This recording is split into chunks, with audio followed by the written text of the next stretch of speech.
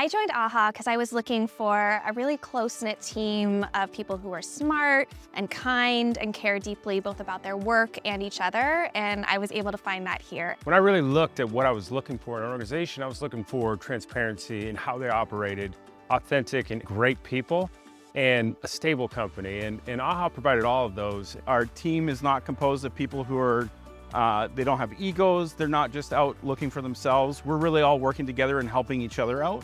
We get to build tools that help product teams all over the world. And when we release something, it doesn't just impact a handful of users, it impacts the many, many product builders that use AHA. The thing that stands out to me is just the caliber of the people that I work with every day. Everyone's very smart, very hardworking, which you'd expect at a company like this, but they're also kind and there's no drama or anything like that. It's a great environment to be in, and yeah, just great people.